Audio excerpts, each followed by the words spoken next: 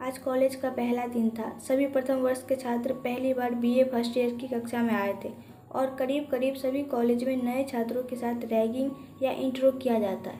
यहाँ देवी प्रसाद महाविद्यालय में भी यही रिवाज निभाया जा रहा था। कॉलेज के कुछ सीनियर्स इंट्रो लेने के नाम पर कक्षा में आ गए थे। फर्स्ट ईयर की कक्षा में आधे से ज़्यादा लड़कियाँ ही थी और इन्हीं लड़कियों के बीच हमारी कहानी की पात्र भी थी मीता शर्मा। दिखने में बहुत आकर्षक और सुंदर थी। ग्रुप लीडर जो रैगिंग लेने आया था उसकी नज़र जाकर सीधे मीता पर टिक गई। इधर आओ, ग्रुप लीडर ने कहा। जी मैं, मीता ने कहा। हाँ जी, मैं आप ही से कह रहा हूँ, इधर आओ। मीता उठकर नज़दीक आ गई। पूरी कक्षा में सन्नाटा था। सभी छात्र सिर झुकाए खड़े थे। तभी ग्रुप लीडर बोला, नाम क्या है तुम्हारा? जी मीता शर्मा। कहाँ की रहने वाली हो? जी यहीं की, इसी शहर की। तुम तो बहुत खूबसूरत हो, कभी किसी को प्रपोज किया है? जी नहीं। तो आज कर लो, चलो मुझे आज प्रपोज करके दिखाओ। मीता घबरा रही थी, उसके हाथ पांव फूल रहे थे। वो कुछ बोलने की हिम्मत नहीं कर पा रही थी। देखो मैडम, मुझे दोबारा बोलना पसंद नहीं है, जल्दी बोलो वरना पूरे क्लास की उठक बैठक करवाऊंगा। जल्दी ख़त्म करिए सर, हमें अगली क्लास के लिए जाना है। तभी पीछे से आवाज़ आई, ये कौन बोला? सामने आओ। जी सर, मैं बोला। पीछे से युवक निकलकर बाहर आया। तुझे बड़ी जल्दी है बाहर जाने की, क्या नाम है तेरा? जी मेरा नाम सुबोध है, युवक ने कहा। यह हमारी कहानी का दूसरा पात्र सुबोध। हाँ तो सुबोध महोदय, अगर तुमको जल्दी जाना है तो पहले मेरे चरणों में गिरो, पैर पकड़ो और बोलो, भैया मुझे आशीर्वाद दो कि मैं अच्छे नंबरों से पास हो सकूं। आ जाओ बेटा, आ जाओ, ग्रुप लीडर ने कहा। सुबोध थोड़ा आगे बढ़ा। सारे लोग एकटक सुबोध को देख रहे थे। मीता भी उसे ही देख रही थी कि वो क्या करेगा। सुबोध उसके करीब पहुंचा, झुका और अचानक पीछे पलटकर मीता के पास गया और बोला, क्या तुम मुझसे शादी करोगी? फिर जवाब का इंतजार किए बगैर वापस आया और ग्रुप लीडर का पैर पकड़कर बोला, भैया आशीर्वाद दो कि आपकी बहन मीता को खुश रख सकूं। ऐसा कहकर वो हॉल से भाग गया। ये सुनते ही एक जोर की हंसी पूरे हॉल में गूंज गई। ग्रुप लीडर भी हक्का बक्का रह गया। उसे कुछ समझ नहीं आ रहा था कि वो क्या करे। वो चुपचाप अपने साथियों के साथ बाहर निकल गया। मीता भी अपने आप को हंसने से रोक ना सकी। सुबोध की ये बेवकूफ़ी कहे या समझदारी पूरे क्लास में चर्चा का विषय बन गई। बरबसी उसने सबका ध्यान आकर्षित कर लिया था। आखिर उसने मीता को बचाकर सभी को रैगिंग से मुक्ति दिला दी थी। वो बाहर निकलकर अपने दोस्तों के साथ कैंटीन में चला गया था। मीता पहले सहेलियों के साथ उसे ढूंढते हुए कैंटीन में पहुंच गई। सुनिए, ओह मीता जी, बोलिए, आपको पता है आपकी वजह से मुझे कितनी शर्मिंदगी झेलनी पड़ी। जी मैं समझ सकता हूँ मीता जी, पर मैं क्या कर सकता हूँ। कक्षा में किसी ने हिम्मत ही नहीं दिखाई कि उनका विरोध कर सके। मुझे और कोई तरीका सूझा नहीं, इसलिए जो दिमाग में आया वो कर दिया। मैं वाकई दिल से क्षमा प्रार्थी हूँ, मुझे माफ़ कर दीजिए। चलिए कोई बात नहीं, आपने मेरी सुरक्षा के लिए किया इसलिए धन्यवाद। इस घटना ने दोनों को एक दूसरे से परिचय तो करवा ही दिया था। इस वजह से कभी कभार दोनों की आंखें अक्सर टकरा जाती थी। सुबोध को तो पढ़ाई के सिवा दूसरी किसी बातों से जैसे कोई वास्ता ही नहीं था। नियम से हर क्लास अटेंड करना, लाइब्रेरी से किताब लेना, बातें भी पढ़ाई की करना, यही सब उसकी दिनचर्या थी। कॉलेज में उसके आने का एकमात्र उद्देश्य था पढ़ाई, पढ़ाई और सिर्फ पढ़ाई। वह अपने उद्देश्य से कभी भी पीछे नहीं हटता था। वहीं उसके सारे दोस्त कॉलेज लाइफ एंजॉय करने में लगे थे, परंतु मीता वैसी नहीं थी। वे अपने दोस्तों के साथ मौज मस्ती करती, लड़कों के साथ गॉसिप करती। बस एक सुबोध ही था जो उससे दूर दूर रहता था। ये बात उसे रह रह कर खटकती थी। पता नहीं क्यों उस रैगिंग की घटना के बाद से वह उसकी ओर आकर्षित हुई थी। सुबोध भी दिखने में अच्छा खासा था। शायद पारिवारिक कारणों से अथवा अन्य किन्हीं कारणों से वो ऐसा बिहेव करता था। जब कभी सुबोध अकेला बैठा रहता, मीता उसे एकटक देखती। आते जाते वक्त सीढ़ियों में, लाइब्रेरियों में वो उसके सामने आ जाती। सुबोध को थोड़ा ये एहसास हो गया था कि मीता उसे पसंद करने लगी है। एक दिन लाइब्रेरी में मीता ठीक उसके सामने बैठ गई और उसे एकटक देखने लगी। देखिए मीता जी, इस तरह मुझे देखना बंद कीजिए, मैं डिस्टर्ब होता हूँ। मीता बोली, क्यों, आपको देखना गुनाह है क्या? जिस तरह आप मुझे देखती है गुनाह ही है। अच्छा, मैं आपको कैसे देखती हूँ, आप बताओ जरा। मीता चहक कर बोली, आप मुझे गलत निगाहों से देखती है। सुबोध बोला, अच्छा गलत निगाह क्या होती है? मीता उचक कर पूछी। वो सुबोध की बात का पूरा मजा ले रही थी। मतलब गंदी निगाह? सुबोध हिचकिचाते हुए बोला। गंदी निगाह पर मैं तो आपके बारे में बहुत ही अच्छा सोचते हुए देख रही हूँ। वो हंस रही थी। भगवान के लिए अब बस करिए, मैं नहीं जानता आप किस निगाह से मुझे देख रही है। मीता हंसने लगी। सिर्फ एक शर्त पर। अच्छा, और वो क्या शर्त है? आपको मुझे अपने साथ बिठाकर पढ़ाना पड़ेगा, और अगर मैं नहीं बोल दूँ तो और भी ज़्यादा गलत निगाह से देखूंगी, सोच लो। अच्छा ठीक है मैडम, मैं आपको पढ़ाऊँगा। वो दोनों अब लाइब्रेरी में साथ बैठकर पढ़ने लगे। वैसे तो मीता पढ़ने में होशियार थी, लेकिन सिर्फ सुबोध के साथ पाने के लिए वो उसके साथ आकर बैठती थी। मीता अक्सर उसे देखते रहती। वह खुद भी पढ़ने में अच्छी थी और कभी लोक सेवा आयोग की परीक्षा देकर अधिकारी बनने की ख्वाहिश रखती थी। सुबोध का यूँ पढ़ाई के प्रति लगाव, शांत गंभीर स्वभाव उसे आकर्षित करता था। उसे सुबोध सबसे अलग लगा था। मीता को तो असल में पता ही नहीं चला कि वो कब सुबोध के आकर्षण में बंध गई। अकेले में भी सुबोध का चेहरा याद आते ही उसके मुख पर मुस्कुराहट आ जाती थी। कुल मिलाकर मीता के दिल में सुबोध के लिए जगह बन गई थी। परंतु सुबोध हमेशा लड़कियों से बात करने में कतराते रहता, जैसे उसे लड़कियों से बात करना आता ही नहीं था। कोई उत्सुकता भी नहीं थी, जैसे कि कॉलेज में लड़कों में होती है जब लड़कियां उनकी ओर आकर्षित होती है। ना जाने किस मिट्टी का बना है ये लड़का, मीता अक्सर सोचती। एक दिन कॉलेज के गार्डन में दोनों टहल रहे थे कि अचानक सुबोध का पैर एक पत्थर से टकरा गया। वो जोर से चीखा। क्या हुआ सुबोध? मीता ने पूछा। मेरे पैर में चोट लग गई है। वह नीचे बैठ गया। उसके अंगूठे से खून निकल रहा था। रुको रुको, तुम नीचे बैठो सुबोध। वो दोनों अब फॉर्मल हो गए थे। मीता ने अपने छोटे रुमाल को उसके अंगूठे पर बांध दिया। इससे खून रुक जाएगा, फिर हम मेडिकल रूम में जाकर प्राथमिक उपचार करा लेंगे। ठीक है चलो, सुबोध बोला। मीता उसे उठाकर मेडिकल रूम में ले गई। वो उसके लिए पानी का बोतल भी ले आई। प्राथमिक उपचार होने के बाद दोनों वापस आकर गार्डन में पेड़ की छांव में बैठ गए। Thank you Mita. Thank you किस लिए सुबोध? आज तुमने मेरी बड़ी मदद की। आज तो तुमने मुझे प्रभावित कर दिया। तुम्हारा दिल उदार है मीता। मैं तुम्हें जीवन भर याद रखूंगा। याद क्यों रखना सुबोध? मुझे ही रख लो जीवन भर के लिए। क्या कहा तुमने? सुबोध आश्चर्य था। मैं तुमसे प्यार करती हूँ सुबोध, और भविष्य में तुमसे शादी करना चाहती हूँ। सुबोध एकदम शॉक्ड था।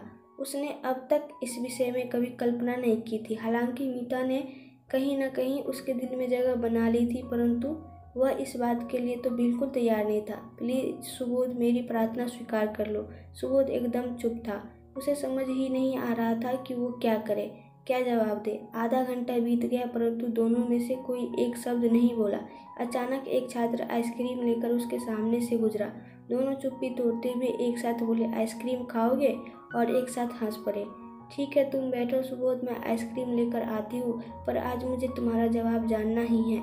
मीता उठकर आइसक्रीम लेने कैंटीन चली गई। सुबोध अब भी चिंतन में था।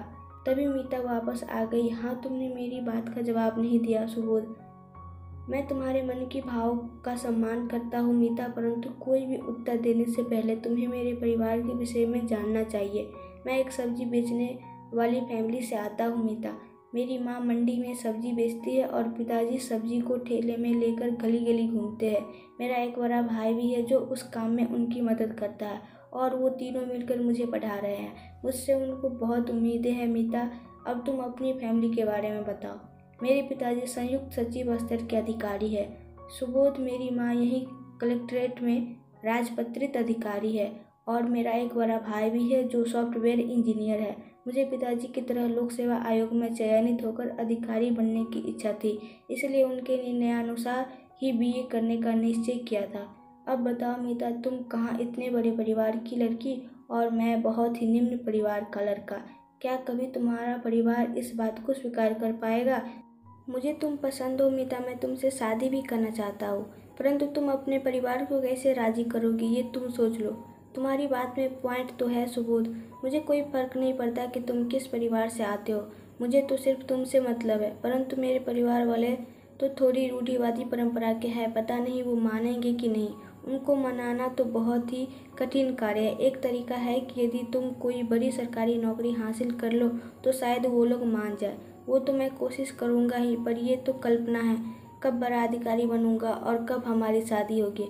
अभी फ़िलहाल तो मुझे अपने परिवार का आर्थिक बोझ कम करने के लिए कोई छोटी मोटी ही सही नौकरी करनी पड़ेगी। अगर तुम्हारे परिवार वालों को मानना होगा तो उसी आधार पर भी मान सकते हैं, लेकिन अगर वो नहीं माने तब भी मैं तुमसे शादी करूँगी सुबोध। तुम निश्चिंत रहो, मुझे सिर्फ तुम्हारी रजामंदी चाहिए। ठीक है मीता, पहले हम अपनी पढ़ाई पूरी कर ले, फिर फैसला लेने के लिए तो पूरा जीवन पड़ा है। अब दोनों ज़्यादातर समय साथ ही रहते, साथ ही पढ़ते, साथ ही तैयारी करते और साथ ही अपने जीवन के सपने बुनते। स्नातक के अंतिम वर्ष तक ना तो मीता ने और ना ही सुबोध ने अपने घर में कुछ पता चलने दिया। आज स्नातक अंतिम वर्ष का रिजल्ट आया था। मीता खुशी से सुबोध को बता रही थी, तुम्हें पता है सुबोध, हम दोनों ही प्रथम श्रेणी से उत्तीर्ण हुए हैं। हाँ मीता, तुमको बधाई हो। बधाई और धन्यवाद के असली हकदार तुम हो सुबोध। अगर तुम मेरी तैयारी नहीं करवाते तो शायद मैं इतने मार्क्स कभी नहीं ला पाती। तुम्हारा शुक्रिया। वास्तव में मीता को सुबोध की संगत का ही असर था कि वो उम्मीद से अधिक मार्क्स लाई थी। दोनों को आगे क्या करना है ये सोचना था। सुबोध कुछ ऐसा करना चाहता था कि जल्दी से जल्दी वो अपने पैरों पर खड़ा हो जाए और अपने परिवार की आर्थिक स्थिति सुधार सके। वो अपने भाई की शादी के लिए भी सपोर्ट करना चाहता था। उसने ज़्यादा ऊंचे सपने नहीं सजा रखे थे, बस इतना ही चाहता था कि उसे कोई छोटी मोटी नौकरी मिल जाए और वो अपने परिवार को आर्थिक संबल दे सके। इधर मीता तो आसमान पर थी, उसकी खुशी का ठिकाना नहीं था। घर में सबने उसकी दिल खोल कर प्रशंसा की थी अच्छे नंबर लाने पर मीता जानती थी कि इन नंबरों के पीछे सुबोध का ही हाथ है। उसकी माँ श्यामा देवी को कुछ महसूस हो रहा था। एक दिन उन्होंने पूछा, क्या बात है मीता, इतना खुश तो मैंने तुमको पहले कभी नहीं देखा। मेरे अच्छे नंबर आए हैं ना माँ, इससे अधिक खुशी की बात और क्या होगी। नहीं, सिर्फ नंबर वाली बात से तुम इतनी खुश तो नहीं हो सकती। तुम्हारे तो इससे भी पहले अच्छे नंबर आए हैं 10वीं और 12वीं में, पर आज की खुशी तो देखते ही बन रही है। क्या बात है, मुझे नहीं बताओगी? कोई भी बात नहीं है माँ, मीता बोली। क्यों, मुझे दोस्त नहीं समझती? मीता की माँ उसकी दोस्त ज़्यादा थी। समझती हूँ माँ, फिर बताती क्यों नहीं? कोई मिल गया है क्या? मीता शर्मा गई। अरे मेरी बेटी शर्मा रही है, मतलब सचमुच कोई मिल गया है। हाँ माँ, तुम सही बोल रही हो, मुझे सचमुच कोई मिल गया है। अच्छा, क्या नाम है उसका? सुबोध नाम है उसका। अच्छा, तो एक बार मिलवाने लेकर आओ, बात करते हैं उससे। उसकी माँ ने हंसी में ही सुबोध को घर लाने और उनसे मिलाने की हिदायत दे डाली। ये सुनते ही मीता उतावली हो गई। उसने माँ को गले लगा लिया। पक्का माँ, मैं उसे लेकर जरूर आऊँगी। यह कहकर वो बाहर निकल गई। उसे जैसे पंख लग गए थे कि कब वो सुबोध से मिले, कब उसे ये बताए कि उसकी माँ उससे मिलना चाहती है। वह जल्द से जल्द सुबोध से मिलकर उसे ये सब बताना चाहती थी। उसी गार्डन में वो दोनों दूसरे दिन मिले। सुबोध, मैं बहुत खुश हूँ। मैंने माँ को तुम्हारे बारे में बताया तो वो झट से तुमसे मिलने के लिए तैयार हो गई। उसे सुबोध से उत्साहजनक प्रतिक्रिया नहीं मिली। तुमने मेरे बारे में क्या बताया मीता? यही कि तुम मेरे साथ पढ़ते हो और पूरे कॉलेज में तुमने प्रथम स्थान हासिल किया है। ये सुनकर वो खुश हो गई और मैंने उन्हें ये भी बताया कि मैं तुमसे प्यार करती हूँ। वो तो खुश थी और तुमसे मिलना चाहती है। क्या तुमने उन्हें मेरी पारिवारिक स्थिति के बारे में बताया? मीता बोली, नहीं सुबोध, तो पहले जाकर उन्हें मेरी पारिवारिक स्थिति के बारे में बताओ मीता। अगर उसके बाद भी वो मुझसे मिलने के लिए तैयार है तो मैं अवश्य आऊँगा। तुम समझते क्यों नहीं सुबोध, अगर वो तैयार नहीं हुए तो भी मैं तुमसे शादी करूँगी। मैं समझता हूँ मीता, परंतु परिवार को बताना भी आवश्यक है। आज तुम अपने घर जाकर अपने माता पिता से मेरी पारिवारिक स्थिति पर चर्चा करो और मैं भी आज घर जाकर सबको तुम्हारे बारे में बताता हूँ। कल हम फिर यहीं पर मिलेंगे। अच्छा ठीक है सुबोध, मैं आज जाकर पहले मम्मी से बात करती हूँ। सुबोध को तो लगभग पता ही था कि उसके घर वाले इस रिश्ते के लिए मना नहीं करेंगे, क्योंकि मीता उनसे अच्छे घर की थी। फिर भी उसने माता पिता और भाई को बिठाकर पूछा, पिताजी, मैं आप लोगों से एक बात करना चाह रहा था। हाँ बेटा बताओ, क्या बात है? मैं जिस कक्षा में पढ़ता था उसी कक्षा में एक लड़की पढ़ती थी, मीता शर्मा। उसके माता पिता बड़े पदों पर काम करते हैं और उसका भाई भी इंजीनियर है। अच्छा, फिर बात यह है पिताजी कि मैं उस लड़की से प्यार करता हूँ और उसको इस घर की बहू बनाना चाहता हूँ। पर क्या वो लोग मानेंगे बेटा? देखो, हमको तो कोई आपत्ति नहीं है, परंतु हमारा ये छोटा सा घर देखो, हमारी आर्थिक स्थिति देखो, क्या वो लोग ये सब स्वीकार कर पाएंगे? आपका सवाल सही है पिताजी। अगर उसका परिवार मान जाए तो बहुत अच्छी बात है, नहीं तो वो उनकी मर्जी के बगैर भी मुझसे शादी करने के लिए तैयार है। पर ये अच्छी बात नहीं है बेटा, माता पिता की सहमति तो होनी ही चाहिए। हाँ, आप सही कह रहे हैं पिताजी, आज वो घर जाकर बात करेगी बोली है, देखते हैं क्या होता है। परंतु मुझे इस बात की खुशी है कि आप लोग मान गए। हम तो तुमसे है बेटा, तुमसे ही सारी उम्मीदें हैं। तुम कोई नौकरी वगैरह क्यों नहीं ढूंढते? मैंने एक प्राइवेट कंपनी से अप्लाई किया है पिताजी, देखिए क्या होता है। सोचा हूँ नौकरी के साथ साथ आगे लॉ की पढ़ाई भी जारी रखूँगा। विधि विद्यालय में सुबह या शाम को पढ़ाई होती है, तो मुझे नौकरी करने में भी असुविधा नहीं होगी। ठीक है बेटा, जैसा तुम्हें उचित लगे।